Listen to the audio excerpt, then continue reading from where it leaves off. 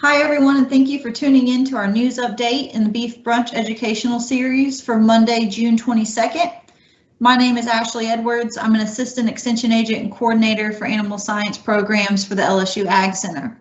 With me today are LSU AgCenter Regional Livestock Specialist Jason Holmes in the Northeast region, Vince Desatel in the Central region, and Lee Falk in the Northwest region. If you've missed any of our previous updates, we are making these bi-weekly reports. They are being posted to the LSU AgCenter Livestock channel on YouTube every other Monday at 10:30 a.m. We are doing our best to also distribute those on our different social media sites, as well as our website, which is lsuagcenter.com/beefbrunch. Any links that we might mention, we'll do our best to put down in the description below the video, as well as any other contact information that you might need. With that, Lee, do you mind leading us off in a weather update, field status update for the north part of the state? Yes, Ashley, thank you, and glad to be with all of you today. As far as the weather goes on the northern end of the state, hot and dry would be the way to recap this last week. We had quite a bit of moisture depending on your location from the tropical storm Cristobal. The amount of rainfall varied greatly near the Texas line in the northern part of the state.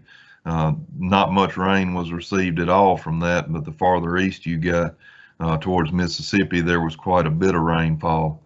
A lot of hay has been made over the last week or so. People are really getting in and getting after it and trying to get some hay put up. Yields are looking pretty good. There's a lot of fertilizer going out. And there are a lot of fall-born calves being weaned right now. A lot of those are finding their ways to market at the moment. A lot of people are looking at weed control options up this way. That's been a focus of a lot of producers, is identifying some weed problems and pressures and trying to get some product out there to get a handle on those. And we'll talk more about weed pressures here in just a minute. Already people up this way are starting to look for the next rain as this hot weather kind of proceeds. We're looking forward to possibly some rain chances next week that will really benefit our second, or in some cases third, cuttings of hay that people are making. That's the update we have up this way, Ashley. All right, thank you. Vince, do you mind talking Central and South Louisiana and kind of giving a little bit more of an overview of some herbicide applications and our broadleaf pressure that we're having in pastures?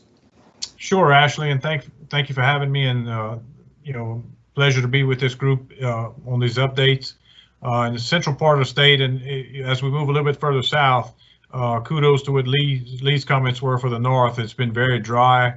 We've had little to no rain associated with the tropical storm Cristobal that came through. Therefore, it's given a good opportunity for our hay fields to dry out. Unfortunately, a lot of our pastures are drying out the same way, so some of our forages are getting short. Again, that rain that's kind of anticipated for next week, according to the local forecasters, 3 days of 80% will certainly be welcomed. We've had a lot of hay that was made here the last 10 days or so with this dry weather run that we've had, with temperatures getting into the upper 80s and low 90s here the last couple of days. So it's been a good opportunity to get some fields cleaned off and get some things done as far as making, it's really our first cutting here, because we generally, our ground is a little bit flatter, so we stay wet a little bit longer than where they got some slope in the central, further north and central from here. So with that being said, with the hay coming off, we were wet early, so we have a lot of weed pressure in some of our hay meadows and hay fields. So we're looking at some herbicide applications.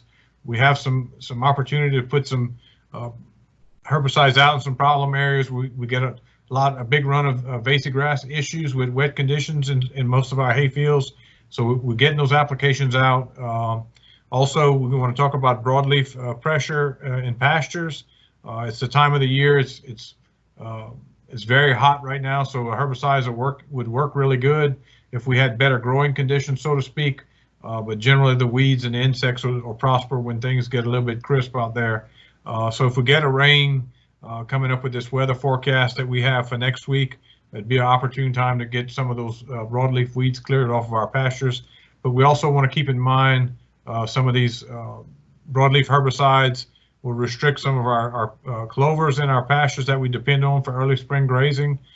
So here we are, unfortunately, and believe it or not, and getting in that time frame where we need to be cognizant of, the clover production as we move through late June and into July. We're getting into that 6-week period where some of these chemicals shouldn't be used for broadleaf weed problems because we restrict our clovers, due to residual effects from some of these really good pasture herbicides. So we really want to be cautious of that. So with that being said, the rain is desperately needed when we get back to the weather situation. But we've had a lot of hay made. We've got a lot of fertilizer going out here, probably over the weekend and early next week with anticipation of that rain. So hopefully we get that in place and things start moving forward and we get some forages growing in our grazing pastures, because we're getting kind of short here in the central part and southern central part. So that's kind of wrapped up what I've got put together, Ashley. All right, thank you.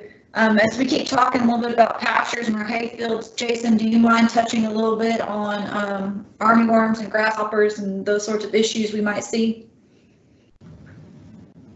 Yes, ma'am. And again, it's good to be with y'all. Really enjoy these visits. So just like Ben said, we know that there's going to be a good bit of fertilizer that's going out over the weekend in preparation of the rainfall coming in predicted for next week. We know that this time of year we get these hot days. We get some really good lush green grass growing from fertilization and rain. We know that some of our pasture and hay meadow pest problems are going to be coming right in behind it. So Lee was telling us that there's been some reports over in northwest Louisiana about grasshoppers. So I would certainly encourage folks to be on the lookout, scouting for grasshoppers, armyworms, checking your fields early in the mornings. Remember, a lot of those pests, they tend to not like hot. So the sunshine, real hot sunny days, so they'll get down lower in that grass canopy, kind of hard to see up during the hot part of the day. So get out there early morning, late evening, scout those fields, look for those pest populations, and whenever they do reach those thresholds,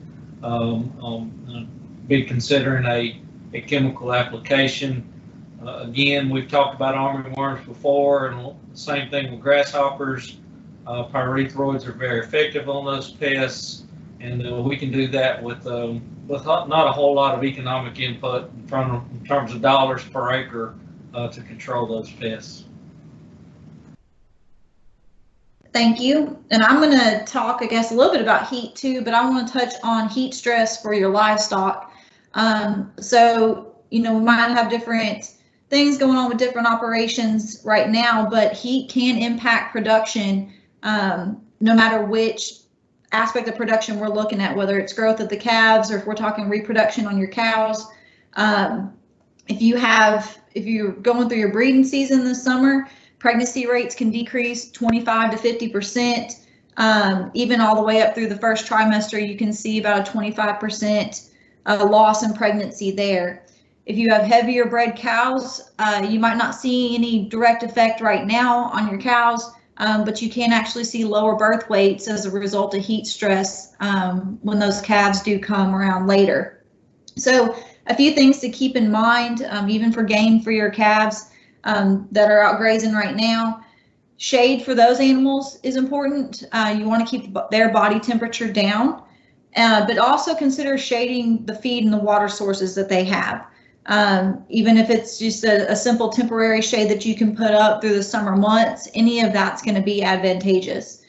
Also work to try to minimize the distance that your cattle have to travel, particularly to feed or to water sources.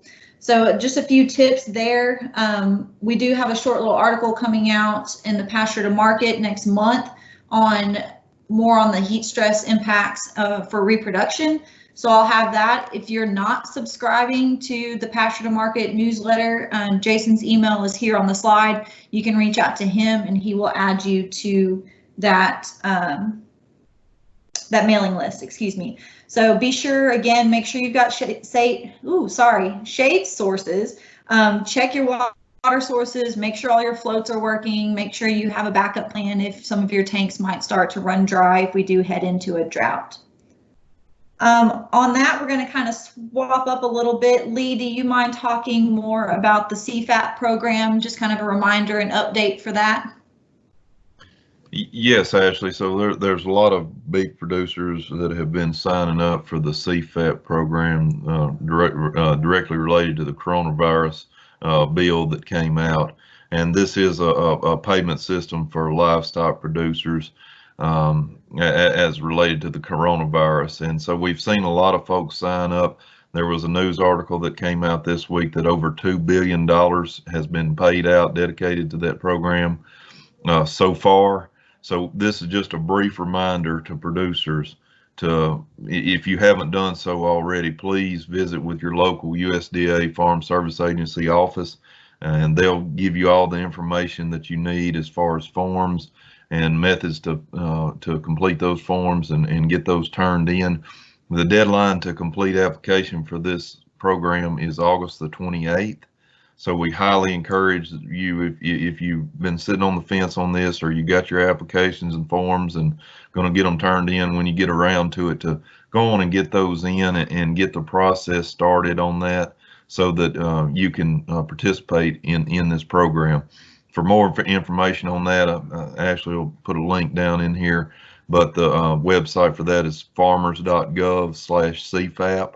And that has all the links and tools and forms and documents you will need to work on this program. But I highly encourage everybody I've been talking to about this program, but before you go to filling out a bunch of forms and trying to submit them and whatnot, to contact your local FSA office. The USDA website has a service center locator. So if you're not sure where your USDA service center is, you feel welcome to reach out to one of us. We'll be more than happy to provide assistance in finding that office, but make contact with that office prior to starting the process of filling out these forms, and they can go over it with you and what forms you'll need for your individual operation. All right, thank you, sir. Jason, I'll quit sharing my screen so you can share yours for the market update.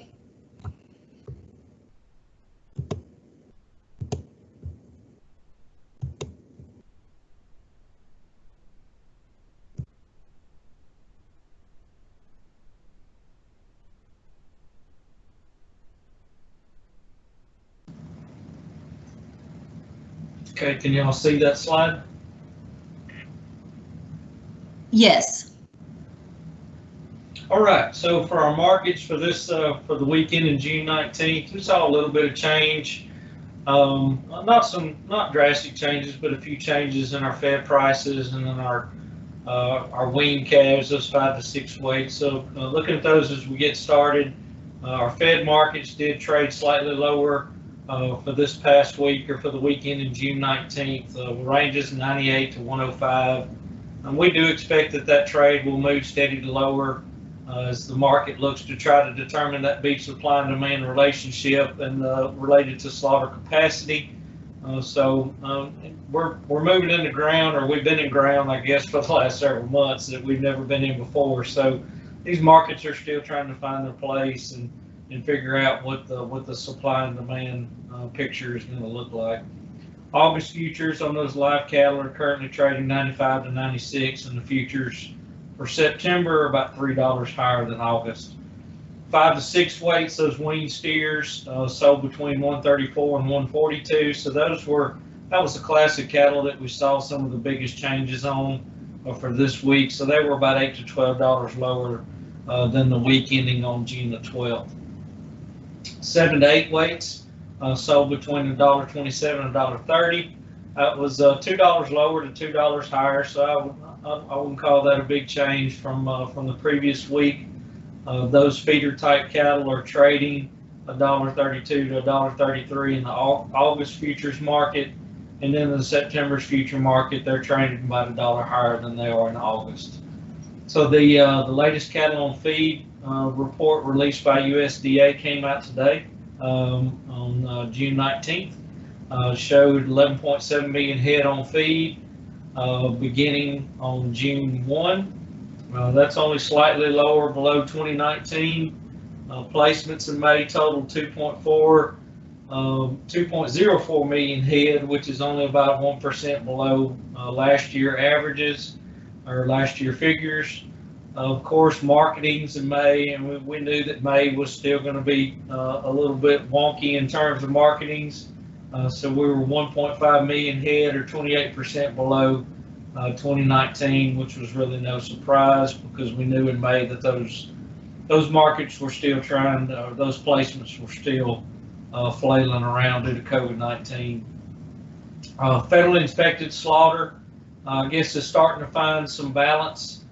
Because there's only less than 1% difference between this week and last week.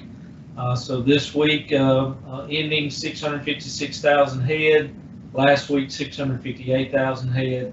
I'm going to have to redo those numbers. Box prices are slowing the rate of decline, but are nearing prices of last year.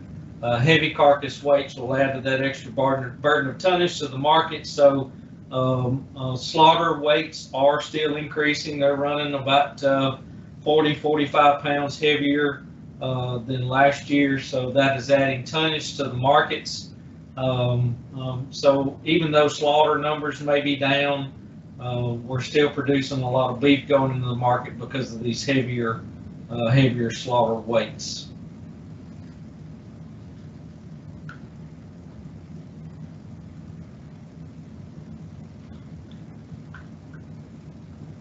And actually, I'm going to stop sharing my screen so that you can start sharing yours.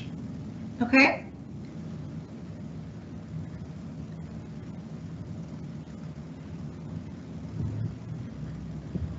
Before I go to wrap up, do y'all have anything else y'all want to add in?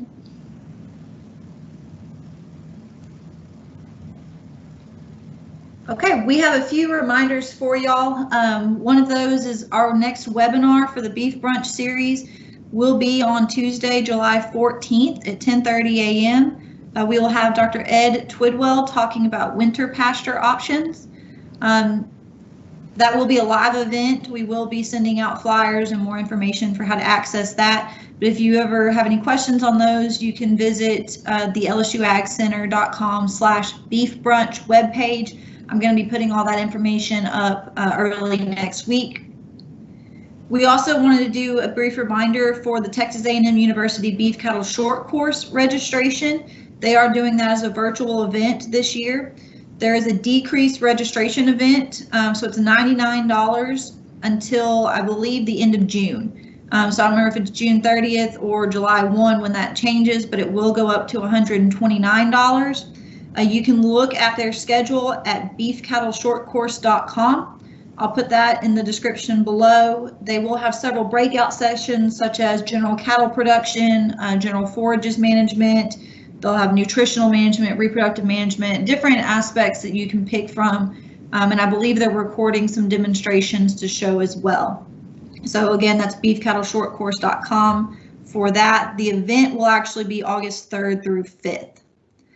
If you have any questions on anything that we've talked about, the herbicide applications, scouting for armyworms, grasshoppers, heat stressing cattle, how to minimize that, all of our contact information is here. Please reach out to us. We will not be back with y'all until July 6th, I believe will be our next news update. So with that, we hope that you're all safe over the July 4th holiday weekend, and we want to thank you again for joining us. We'll be back with you soon.